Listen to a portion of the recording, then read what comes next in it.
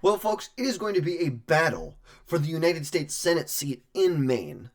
Incumbent Senator Susan Collins right now is currently up for re-election in 2026.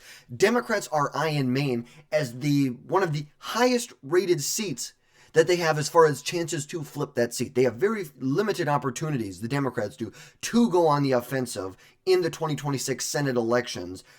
This is the seat that they see. This could allow Democrats to free up resources and pour a lot of resources into Maine's election. It is going to be a tough re-election battle for Senator Susan Collins, but here's the good thing. She's done it before, and she's done it for almost 30 years now.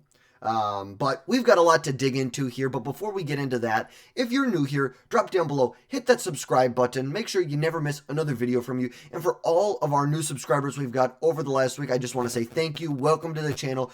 We try and get out about 2 to 3 videos on average a day. So sometimes on the weekends, I'll do 3 on Friday and try and do 6 or 7 on Sunday, try and take a day off on Saturday. But we'll try and always get content out for you about 2 or 3 videos per day. But enough of that. Let's get into the 2026 Senate election in Maine. This is kind of going to be an overview and I guess you could say a prediction on my side of how I feel this election is going to go. Obviously, this is a seat. Incumbent Senator Susan Collins won re-election back in 2020.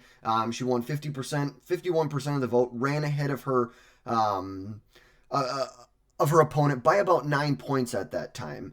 Now, in that same election, the same people who went to the ballot box on that same day voted on the same piece of paper, voted in favor of Biden by about 9 points as well. So, obviously, Senator Susan Collins is a very, very popular senator from the state of Maine, even though I would classify Maine as a lean Democrat state. I do believe that I think all statewide elections are held by Democrats in Maine. It's going to be a battle for this seat here. But you look at 2024, Kamala Harris only ran by about 7 points ahead of Trump. So obviously Trump was able to kind of close that gap a little bit, but ultimately this is going to come down to Susan Collins. She's done this before. She's a popular senator, a much more moderate Republican than you're going to probably see in the standard Republican Party. But here's the thing. And so far, there's been no Republicans that have said they're going to challenge her in the primaries, and I think that's a good thing, and here's why. A, we don't need to waste the resources on this race. This is not the race that we need to spend resources on the primary. We need to spend resources on the general election to hold the seat. Number 2, if you try and run a much more conservative, someone who, especially if you go after abortion rights, I think that's going to be a big struggle for the state of Maine. Susan Collins is popular there. She's popular among Republicans, independents, and Democrats, relatively speaking. And I don't know if we have another Republican who can win statewide and be more of an America First senator. Because the alternative to that is, because, in an ideal world, yes, would every Republican senator be a MAGA Republican senator? Absolutely. Do I think that's realistic? No.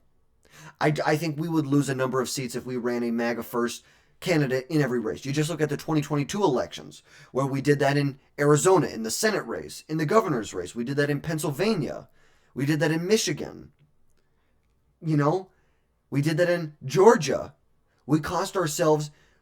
really, we got Raphael Warnock for another 6 years out of Georgia because of that. That's not the way that we're going to win elections. That is not the way that the Republicans are going to win elections here. But so far, no one else has thrown their hat in the ring. And you kind of think of it like Ohio. Sherrod Brown was one of the few Democrats that were left who could win a statewide election in Ohio. Same thing with John Tester in Montana. One of the few Democrats who could win a statewide election in Montana. States where Trump is winning by double digits on the presidential level. I'm going to repeat that again. States that Democrats could potentially win, but Trump carries by 10 plus points. That's what this is about. And it's the same, just in reverse, here in Maine. Democrats are going to win this state on the presidential level right now. If we run a more moderate Republican like Susan Collins, we actually have a chance to have a senator who's going to vote with the party 75% of the time. Instead of getting running a MAGA First Republican, which would be nice, but are they going to win? I don't think so. Because then you have a Democrat senator, you lose a seat in the House that has R next to it, and instead of a senator who's going to vote with you 70% of the time, you now have a senator who's going to vote with you about 5% of the time. And I think the trade-off is 1,000% worth it to go with a candidate who is much more likely to be elected than to get them to vote in line 10% more of the time or 5% more of the time. And Susan Collins has a history of winning in Maine. She was first elected to Congress back in 1996, and she's won 4 re-election bids. She's been in the Senate for almost 30 years at this point. And now she has had some tough re-election bids there, but ultimately she has pulled through. Right now, on the Democrat side, who we have to look at, I'd say Jared Golden and Janet Mills are going to be people who we're going to see run. I think, Janet Mills, she's the current governor of Maine. Jared Golden, he's been a representative for about 6 years now from the Maine's 2nd Congressional District. But we don't really know a lot as far as what the Democrats are going to do on their side of the aisle, how things are going to go. We know that this is going to be an expensive race.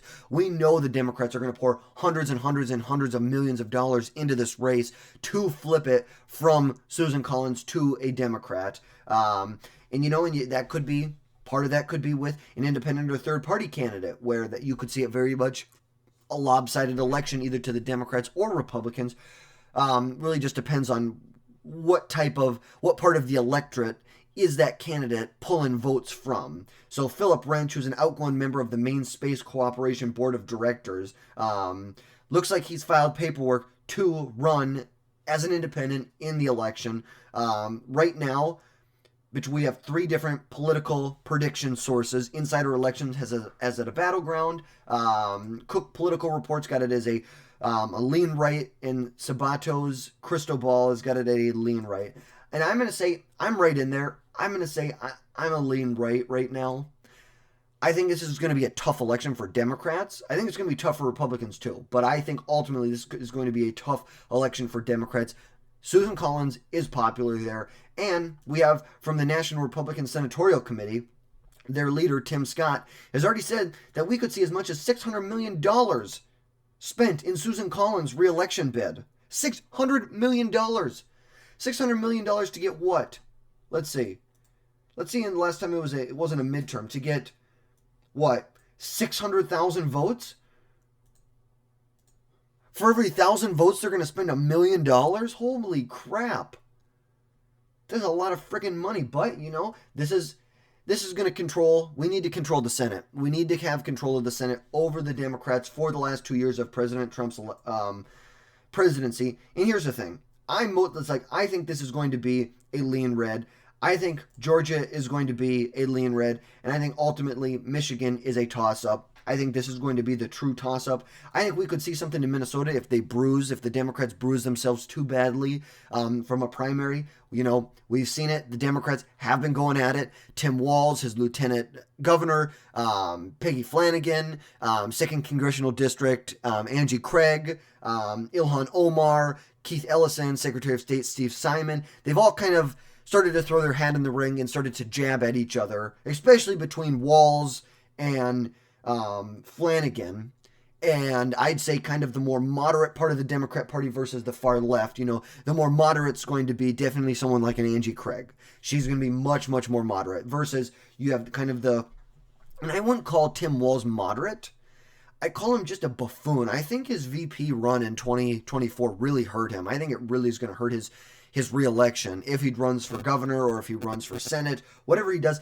I think it really exposed him on a national level. Democrats and Republicans in Minnesota see his vulnerabilities. And basically, the 2024 election did all the homework for the Republicans. Now, we've got a million things to run on now. This bumbling buffoon who says that he's sometimes a knucklehead. The absolute disastrous debate performance against a very skilled debater, J.D. Vance. It was rough to watch him just get mutilated on stage like that. But ultimately, I think Maine is going to be a lean Republican hold if Susan Collins is the senator who is running there. And obviously, she is already declared there. But let's take a look back. 2020, she was able to outpace her opponent by about 9 points. And like I said, in the same year, Biden won by about 9 points. You go back to 2014, a great midterm for Republicans. Republicans retook the Senate in 2014. 70% of the frickin' vote, are you kidding me? She outran her opponent by what? 37 points? Like, oh my God. How bad was that? Like, how terrible. Terrible for for Republicans. Go back to 2008. This is when Barack Obama was elected president in the same election. Susan Collins, once again, outrunning her opponent by 25 points. Very consistent gains from the Republicans in Maine. Back to 2002, 58% to 41%, able to outpace by a little under 21 points. Now, right here, she, who faced Susan Collins back in 2002, is looking for a 25-year rematch. Because as you know, her name, she is one of the candidates who we could see right here. She is representative from Maine's 1st Congressional District. We could see her throw her hat in the ring. This could be a rematch of the 2002 Senate elections. And then back when Susan Collins was elected for the first time, outgoing Senator Joseph Brennan, outgoing incumbent Senator William Cohn, he was a Republican who was the incumbent, decided not to run. Susan Collins threw her hat in the ring, was able to win the state by about 6 points. So she has a strong history of winning, expanding the margins, all the way from a 49% to almost 70% of the electorate, back down then to from 68% to only 50%. I don't think you're going to see a 50, 60, 70% of the vote going for Susan Collins, but I could definitely see 51, 2, 3, 4% going for her in this election. She is popular there. She has been, if you could say, delivering for the people of Maine. And it's always nice to have the national Republicans behind you saying, hey, we're going to throw $500 million at your race to get, 600,000 voters. In the total election, but ultimately the Democrats are not going to fall over. They have been caught flat-footed recently, but the reality is they're not going to stay this way forever. They're going to pull their crap together, and they're going to spend a lot of money. This is where they can go on offense. Let you take a look at the election. Where can Democrats go on? Let's see. This is how the map currently stands right now. Where can the Democrats go on the offense? Okay, Maine. Maybe North Carolina. I think Tom Tillis has done a great job there. I think he's going to get reelected. I think it's going to be a battle, but I don't think that ultimately that's something the Democrats are going to be able to flip that race against him. It's like, where else? Like, where else on this map do you have somewhere to go on the offensive? It's like Florida? No freaking way. Because I believe, this is the special election for Ashley Moody. She has won statewide election. She was the attorney general in Florida. She's won a statewide election before. Not worried about it. This is what they have. So even if they have a pickup 2 and they defend everything, they still don't have a majority. They would need to pick up 2 seats. It's like realistically, and I do not think that they will ever flip these seats in this election. But where do I think they would look? Maybe here. Maybe try and exploit something in Kentucky. But there's no way. They'd have to find the right, maybe like if Andy Beshear ran for Kentucky Senate. But ultimately with Mitch McConnell outgoing, it's like there's going to be a primary. But I think Kentucky is going to stay in line unless you get one of those very moderate Democrats who market themselves, I should say, as moderate Democrats, who are really pretty far left-wing radicals. But like I said, it does not look good. It's like they need to pick up, I just think, there's no winning battle there. There's just no winning battle because the reality is that Florida is going to be won by the Republicans. Ohio, the Republicans are going to win. Ohio, I would put this as a safe election, and I would do this as likely. So, really, not a lot of room for the Democrats to make strides in this next election. They really are just trying to set them up for future elections, which, to be honest, does not look that great for them.